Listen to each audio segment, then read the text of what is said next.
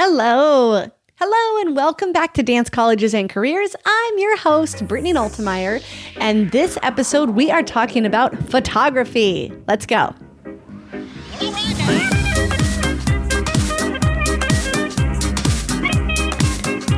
Dance Colleges and Careers is the podcast where we help you navigate the college application process. Yes, you and your parents, we are here with many tips and tricks to help you make that senior year a little bit less stressful. Maybe a lot less stressful. That's what I'm hoping for you. A lot less stressful because let's face it, getting into college is hard. Trying to apply to the right school is stressful and it's very time consuming. So I'm here to help you out a little bit. Today we're talking about photography. So we discussed how in the portfolio, in your dance portfolio, there are many different elements you need. You need your dance resume, you need photography, you're going to need videos, you're going to need essays, your letters of recommendation, and that's not all. It's a lot of work. I know it's a lot of work, and so that's why we're here to nail down some do's and don'ts of the process. Today we're talking about photography. Okay, this is kind of a fun one, right? We love getting those dance pictures. We love the senior photos. And this is your opportunity to just go in a little bit more prepared. The first photo you have to get is a headshot. A headshot. A headshot means about maybe from like your chest up or even down maybe to your hips, but it's usually about shoulders and face, okay? Shoulders and face. And even with that, there are many different poses you can do. You can be straight on, you can be on the angle, you can be leaning forward, something to be aware of if we are heavier in the chest size, so that we're not leaning forward too much. We can be straight on with our face. We can be on the angle, leaning back, forward. All these different angles help you present yourself the very best you can because your headshot is the very first impression you're giving people. The first impression you give the college admissions process, and it's probably the photo you have on file when you go to your dance audition. So your headshot is really important. And you know what? You can use this for the next couple of years, most likely, as long as it's decent enough quality. So let's try and set you up for success in that headshot. You got to pick out your shirt ahead of time, right? What type of neckline do you want to have? Do you want to have a plunging V neckline? Probably not. Okay, probably not in your college application process. Are you looking for a low plunging V? Not saying you have to have a turtleneck, but that's just, there's that.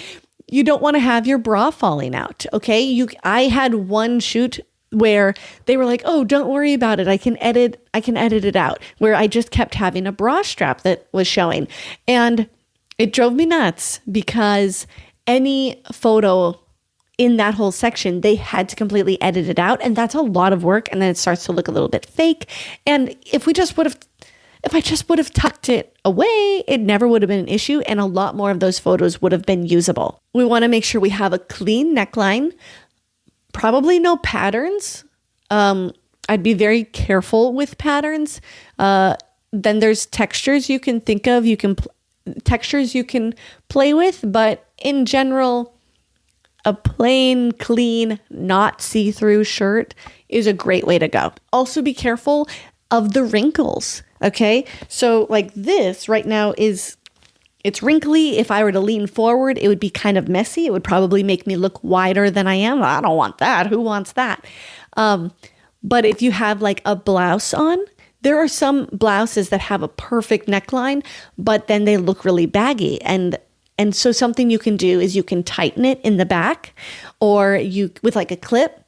Or maybe that one just doesn't work because it could get baggy under the armpits, giving you, again, a weird shape. That's what you want to think about when you're preparing for your headshot. You want to think about the neckline, how it fits up top, the sleeve length. How do you feel about your arms? Do you feel confident? Are they like strong? Are they maybe not your best feature and you'd rather have a sleeve? Short sleeve, long sleeve, whatever you like there. Just certain things you want to think about before you get all the pictures back and you're like, oh, my arms look really fat in this tank top. If that's not what you were hoping for. Hair. Let's talk about your hair. Same thing as like the bra strap. The hair, you want it to be clean, but you still want it to have volume. So it's not just pasted down, which can be a pretty tricky line.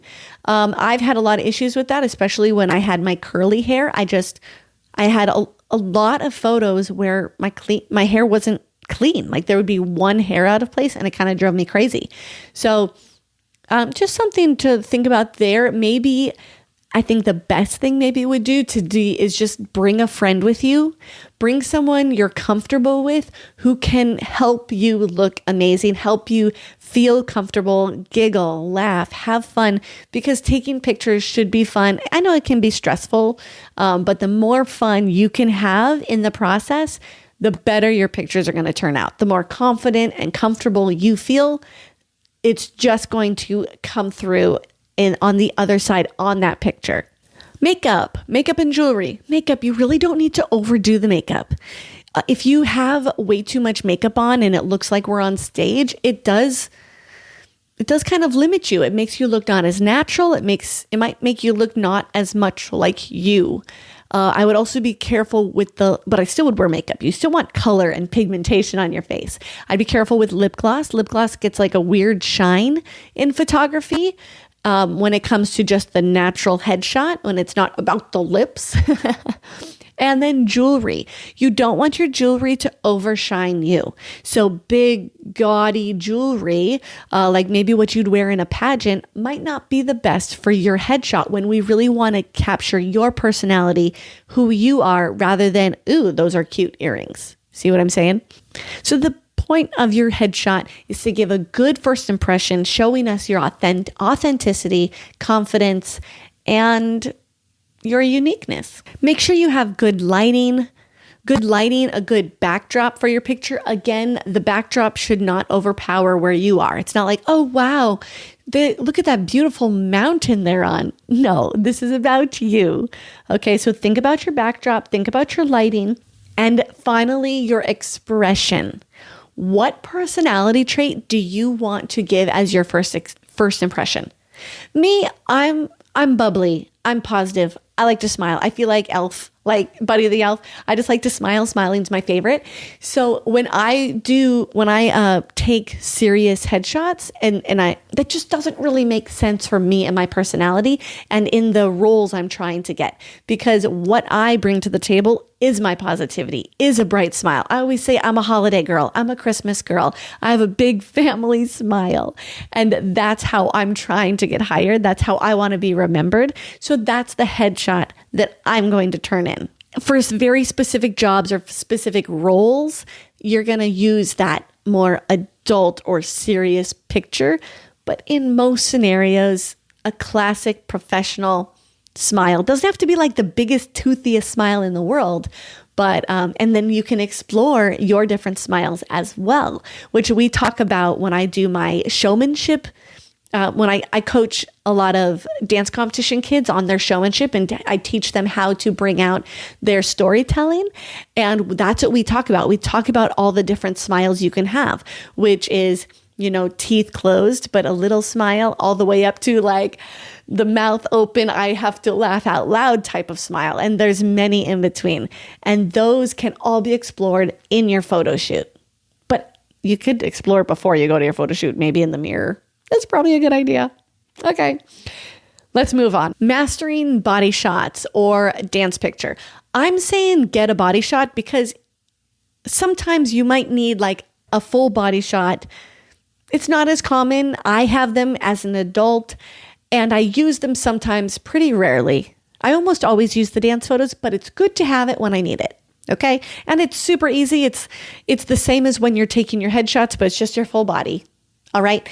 And then I make sure that, again, I'm showing off the good parts of my body, right? I want to show off where I'm toned, where I'm more physically fit, where I'm more confident. And I try all different angles and lines because when you get the pictures back, you might think you loved this one, but then when you see it differently, it might be way better. Then some dance. Okay, the dance photos. We all love those dance photos. I use them all the time. They're fun. They're exciting. Legs everywhere. Awesome. Then something to think about as you take those dance artsy photos is your personality. Think about everything we just mentioned for that headshot and what you want to portray in your dance photo. Do you just want to show that you are this artistic dancer, or do you want to show your personality as well? Probably a little more personality. And a lot of times people will I'll see a lot of photos with the head to the side, and that's great. That makes a beautiful line. But I would try some with your face cheeky to the camera and in whatever dance position you're in, because I think it often can be more captivating for you to see you as the person rather than just, oh, that's a pretty picture. That's a nice pose. No, I want to see you in that pose going, ooh, she's fierce or he's fierce or whatever. So play with that personality in the body shot, in the full pictures as well. And then also play with different fabrics, different colors.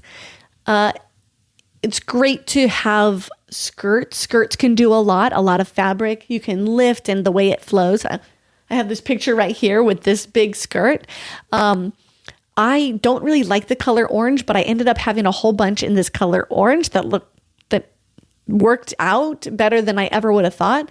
And I also always try to do something black, but then I like to do something very brightly colored as well. But then the orange or deep red, they kind of give me a little bit more neutral. It's not as summery or as dark as the black. So you definitely can play with fabrics, play with different items in your closet, but definitely plan ahead of time. Plan ahead of time, but bring different options, because the photographer probably, they do this for a living, right? So they might say, oh, let's try that instead because I think that'll work really well in this space. And go ahead and try that out. Okay. So let's say you're not getting professional photos done. Let's say you're not doing senior photos. You're just going to do this on your smartphone. That's cool. You can do that. These things are amazing.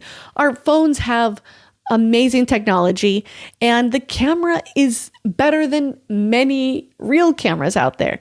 Well, as long as you're not using an old iPhone 7 or something like that.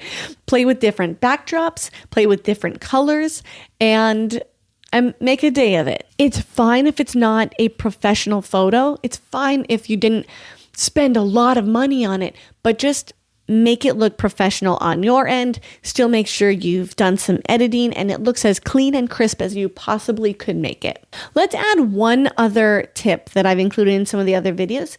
I always attended ballet intensives, and they always wanted a photo of you standing in tendus à la seconde, tendus in second position, and a first arabesque. That might be necessary for your college. It might not for where you're applying, but I just always had to do those. I had to take them year after year. And so I'm including that in the, hey, you might want to throw this in there just in case. And I would just do it in pink tights, ballet shoes, and a black leotard with a nice clean bun and some makeup on, obviously, with a beautiful smile or personality in that photo.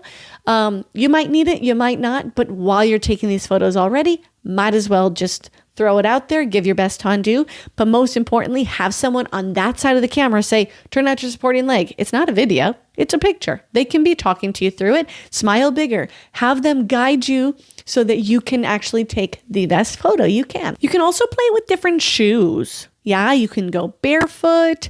You can wear fun boots. Just if you don't have the best feet, wear a shoe that looks fabulous and makes you look amazing, but doesn't accent our biscuits. Okay? Or if you have great feet, showcase those feet. Yeah, let's see it. We want to see that. We want to see what makes you awesome. In conclusion, to have the most success with your photos is to do your research and then careful planning. You so that you pick things out ahead of time and it's not the night before and you're going, oh, all my shirts look like they're 10 years old, because they are. So now I encourage you to look at dance photos a little bit differently. When you see somebody's dance video who you don't know, how does it make you feel? Do you immediately feel a connection with this one? Are you like, oh, that's pretty, but moving on? How do they make you feel? And then that's a great way to research and start to find some poses that you're like, ooh, that's a powerful pose, or I can resonate with that. That would make sense on my body, and it kind of would express everything that I feel or who I am. So get out there and start playing around with that camera. Take some pictures, play with the angles, play with the outfits, and have fun. All right, thanks for sticking around. Thanks for joining us today on Dance Colleges and Careers. I hope this has been helpful for you. If you've learned just one little thing today, please hit that like button and subscribe to our channel so you can get all the updated videos. Thanks for joining us, and keep on dancing.